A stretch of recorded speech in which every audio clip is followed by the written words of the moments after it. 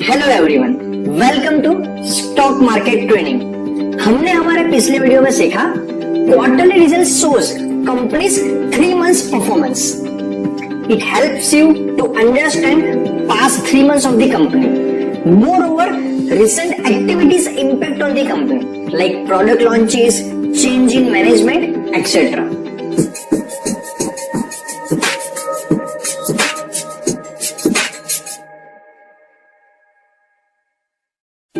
Our today's topic is company fundamental competitive advantage moat, in which we will cover what is moat, importance of moat, different moats. What is moat? मोट एक ऐसा word है जो Warren Buffett, जो world के सबसे बड़े investor कहे जाते हैं, उनके द्वारा रेफर किया गया था, पब्लिश किया गया था। मोट का मतलब होता है कंपनी सिलेक्ट करने से पहले आप चेक कीजिए कि क्या कंपनी के पास ऐसा कोई कॉम्पिटिटिव एडवांटेज है जो बाकी कंपनियों से उसको अलग बनाता है, यूनिक बनाता है।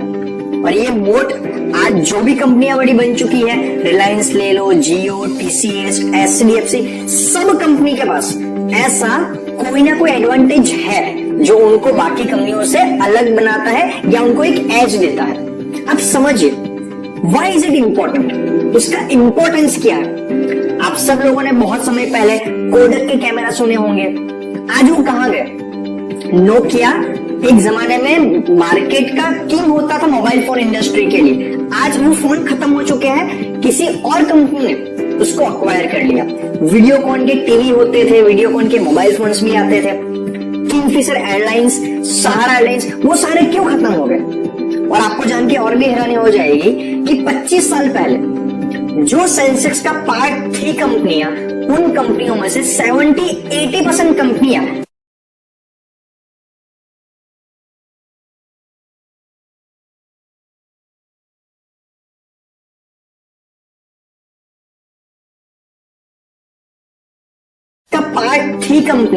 उन कंपनियों में से 70-80% कंपनियां आज सेंसेक्स का पार्ट नहीं है। जो एक जमाने में इंडिया की शान हुआ करती थी, जो इंडिया की सबसे बड़ी कंपनी मानी जाती थी, उसमें से 50-70% कंपनियां आज उस लेवल पे नहीं रह पाई है। ऐसा क्यों होता है? क्योंकि आपको यह समझना चाहिए कि 15-20 साल किसी भी कंपनी के लिए एक बहुत बड़ा टाइम होता है। अगर तो आप जिस कंपनी में निवेश करना चाहते हो उस कंपनी के पास कोई कॉम्पिटिटिव एडवांटेज नहीं है, तो वो 5-10 साल बाद मे भी सर्वाइव ना भी कर पाए। ये चेक करना बहुत जरूरी है, क्योंकि आज इंडिया एक ओपन मार्केट है। आज आपको जो कंपनी अच्छी लग रही है, 2 साल 5 साल के बाद उसके कंपटीशन में उससे कोई बड़ी कंपनी आ गई, बिग प्लेयर आ गए, जिसके पास बहुत बड़ा कैश है या तो बहुत बड़ी ब्रांड वैल्यू है, तो आपकी कंपनी को वो तहस महस कर सकती है, जैसा जियो ने किया। आज से 5-10 साल पहले एयरटेल, वोडाफोन, आइडिया और बहुत सारी और भी टेलीकम्युनिकेशन कंपनी हुआ करती थी, लेकिन जियो मार्केट में आई, रिलायंस इंडस्ट्री के पास बहुत सारा पैसा था, मुकेश अंबानी ने एक ऐसा प्लान लॉन्च किया जो बाकी सारी कंपनियों की कमर तोड़ दी। तो करंटली एयरटेल लॉस में चल रही है, वोडाफोन, आइडिया दोनों को मर्ज होना पड़ा सर्वाइव करने के लिए, और वो भी लॉस में चल रही है। और आज एक तरीके से रिलायंस, जियो ने बहुत सारी कंपनियों को ही खत्म कर दिया। तो कहीं आपकी कंपनी के साथ तो ऐसा ना हो जाए, ये चेक करना बहुत जरूरी है। कंपनी जिनके पास ज्यादा पैसा होता है वो कभी भी मार्केट में आते हैं। आप जिस कंपनी में निवेश कर रहे हो उससे अच्छी और सस्ती प्रोडक्ट लाके मार्केट की किंग बन सकते हैं, जैसा एक्चुअल भी कर रही है। वो बहुत सारी छोटी छोटी कंपनियों को कंबाइन करके अपना डिस्ट्रीब्यूशन चैनल इतना स्ट्रॉन्ग कर दिया है कि आज पूरे इंडिया की गली गली में, शहर शहर में वो अपनी प्रोडक्ट पहुंचा सकती है।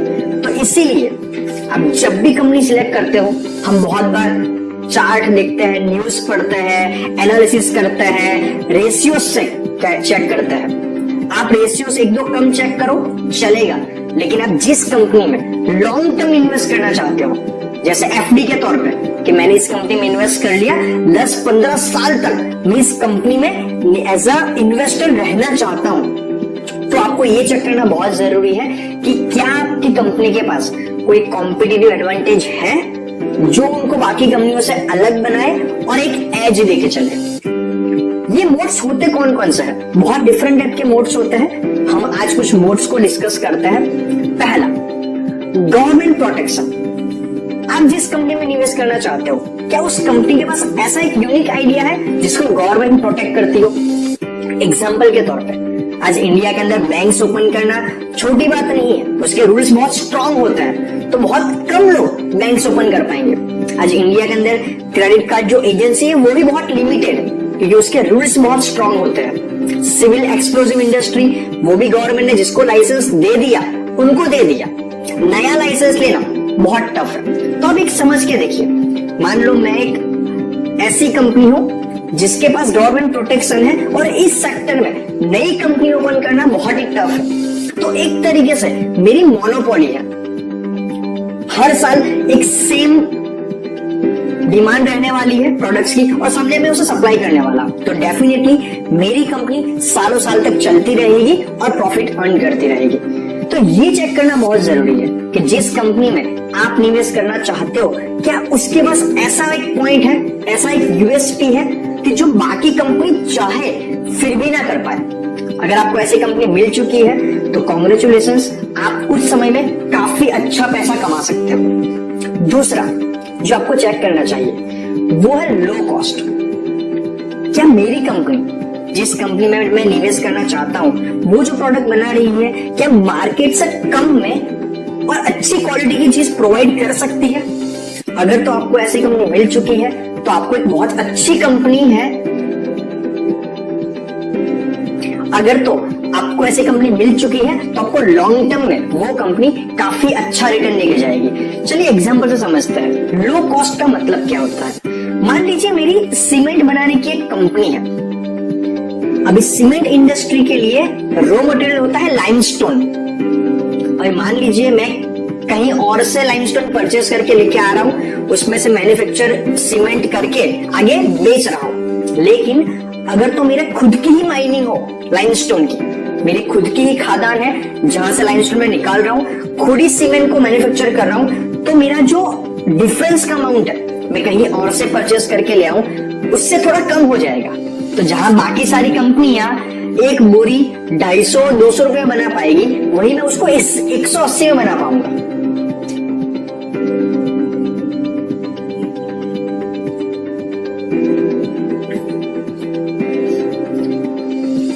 दूसरा मोड है जो बहुत इंपॉर्टेंट है, वो है लो कॉस्ट। जिस कंपनी में मैं निवेश करना चाहता हूं, क्या वो कंपनी मार्केट की कॉम्पिटिटिव कंपनी के कंपेयर में अच्छी क्वालिटी की और सस्ते प्रोडक्ट प्रोवाइड करने की कैपेबल है?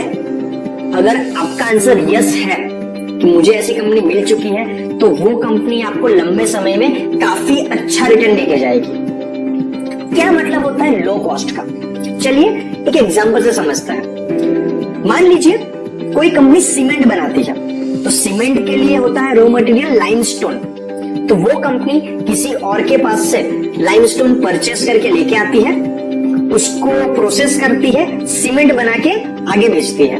लेकिन अगर तो उस कंपनी के पास खुद का ही लाइमस्टोन का माइन हो, खादान हो, तो उसका जो वो कॉस्ट है किसी और के पास से लेके आने का, क्योंकि वो कहीं और से लेके आएगा, तो वो इंसान के अपना प्रॉफिट ऐड करके उसको बेचेगा, तो उसका 10-15 रुपीज का मार्जिन बच जाएगा एक बोरी के ऊपर। तो जो उसकी कंपटीशन कंपनी है उसके कंपेयर में वो 15-20 रुपए सस्ती एक बोरी बेच पाएगा। और सीमेंट जैसी इंडस्ट्री में ज्यादा कॉस्टिंग का डिफरेंस होता भी नहीं है। तो अगर तो आप अपनी सीमेंट को कम में बेच पा रहे हो बाकी सारे कंपटीशन से, तो डेफिनेटली आपकी सेल बढ़ जाएगी, आपका प्रॉफिट बढ़ जाएगा। तो आप ये चेक कीजिए कि क्या आपकी जो कंपनी आप सिलेक्ट करने वाले हो, क्या उसके पास ऐसा कोई एडवांटेज है, मार्केटिंग एडवांटेज, डिस्ट्रीब्यूटर एडवांटेज, कि जो बाकी कंपनियों के पास नहीं है, कि जिसकी वजह से आपकी कंपनी कम पैसों में अच्छी क्वालिटी की प्रोडक्ट दे पाए। तीसरा एक बहुत इंपॉर्टेंट मोड होता है जिसे कहते हैं डिस्ट्रीब्यूशन रीच। बिजनेस के अंदर अच्छी प्रोडक्ट बनाना सिर्फ वहां तक बात सीमित नहीं होती है। आपने अच्छी प्रोडक्ट बना तो दी, लेकिन वो लोगों तक पहुंचेगी तो लोगों को पसंद आएगी, और लोगों को पसंद आएगी तो लोग ज्यादा खरीदेंगे, रेफर करेंगे। मान लीजिए आपने अच्छी प्रोडक्ट बनाई लेकिन लोगों तक पहुंच ही नहीं पाई, तो आपकी प्रोडक्ट का मतलब ही क्या रहा? एग्जाम्पल के तौर पे चलते हैं, आपने बनाया एक हैंड सैनिटाइजर, तो आप इस बिजनेस में नए हो तो आपको पूरे इंडिया की गली गली शहर शहर को पहुंचने में बहुत टाइम लगेगा, बहुत एनर्जी लग जाएगी। लेकिन वही एग्जांपल लेते हैं HUL का, हिंदुस्तान यूनिलीवर लिमिटेड, कि जो इंडिया की FMCG सेक्टर की सबसे बड़ा जाइंट कहा जाता है। आज HUL के प्रोडक्ट्स हिंदुस्तान में हर गली नुक्कड़ पे, हर शहर में, हर जगह फैले हुए हैं। छोटे पान के गल्लों से लेके, छोटी दुकानों से लेके, ग्रोसरी स्टोर्स, मेडिकल स्टोर्स, बड़े बड़े मॉल्स, ई-कॉमर्स, हर जगह पे। तो अगर तो आज HUL हैंड सैनिटाइजर लॉन्च करेगी तो उसे पूरे इंडिया के अंदर पहुंचने में बहुत कम समय लगेगा, उसकी प्रोडक्ट लोगों तक इजीली पहुंच पाएगी। तो अगर तो आपको कोई ऐसी कंपनी मिली है जिसका ऑलरेडी डिस्ट्रीब्यूशन बहुत स्ट्रांग है, देन डेफिनेटली वो कंपनी एक लंबे समय की कंपनी है, आप उसमें निवेश कर सकते हो। चौथा, one of the most important, brand name and marketing. जैसे नेस्ले की एक ब्रांड है मैगी ब्रांड इतनी फेमस हो गई, फिर नेस्ले ने सेम ब्रांड के नेम से ही केचप भी लॉन्च कर दिया, पास्ता भी लॉन्च कर दिया, मसाला भी लॉन्च कर दिया, तो उसका मार्केटिंग का खर्चा बच गया। वहीं आप समझिए, नेस्ले मैगी ब्रांड से नूडल्स लॉन्च करती, कुछ अलग नाम से केचप लॉन्च करती, कुछ अलग नाम से पास्ता लॉन्च करती, तो उसे सारी चीज को मार्केट करने में 3 गुना पैसा लगता।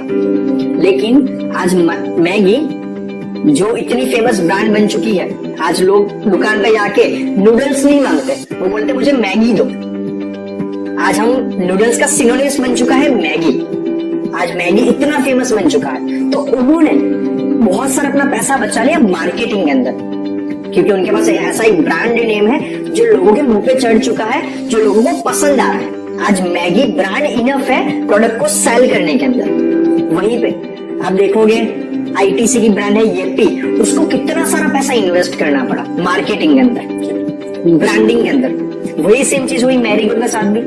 मैरिगो कंपनी ने पहले सफोला नाम से ऑयल लॉन्च किया, सफोला काफी फेमस हो गया, तो आज उनके ओट्स भी आते हैं, फ्रूट जूस, मिल्क शेक, बहुत सारी चीजें आती है। और इसमें सबसे बड़ा एग्जांपल है पतंजलि ने जो भी सारी प्रोडक्ट लॉन्च करी है, सारी का सारा ब्रांड नेम है पतंजलि। उनके नूडल्स हो, उनका ऑयल हो, टूथपेस्ट, सब चीज के अंदर। तो उनको एक ही ब्रांड नेम को प्रमोट करना है, उनको अलग अलग ब्रांड नेम को प्रमोट करने के लिए टीवी पे अलग अलग ऐड करने की जरूरत नहीं है। वो पतंजलि की ऐड कर लेंगे तो उसके साथ उनके सारे प्रोडक्ट की ऐड हो जाएगी। पतंजलि यहाँ पे थोड़ा अलग एग्जांपल है, बिकॉज पतंजलि स्टॉक मार्केट पर लिस्ट नहीं हुई है। लेकिन आप ये चेक कीजिए कि क्या आपकी कंपनी के पास ऐसा कोई ब्रांड नेम है जो लोगों के मुंह पे चढ़ चुका है और वो बहुत फेमस बन चुका है। जैसे डेटॉल, एंटीसेप्टिक लिक्विड पहले बनाया करते थे, आज डेटॉल के साबुन आ चुके हैं, बहुत सारी अलग अलग चीजें आ चुकी है। अब एग्जांपल है ITC कंपनी को Sunfeast, made angle, Bingo, Yuppie, सब चीज के लिए अलग अलग ऐड करनी पड़ती है। लेकिन मैगी ब्रांड से नेस्ले जो भी प्रोडक्ट लॉन्च करता है तो मैगी की ऐड के साथ ही सारी उनकी मार्केटिंग हो जाती है। तो आप हमेशा ये चेक कीजिए कि आप जिस कंपनी में निवेश करना चाहते हो उसके पास कौन सी ऐसी यूनिक चीज है जो उसे मार्केट से अलग बनाती है। तो आज के वीडियो में हमने सीखा, one should always check about the competitive advantage of the company before long term investing। कुछ और मोड्स बचे हुए जो हम नेक्स्ट वीडियो में डिस्कस करेंगे। आज के वीडियो में इतना ही, मिलते हैं नेक्स्ट वीडियो में। Thank you very much.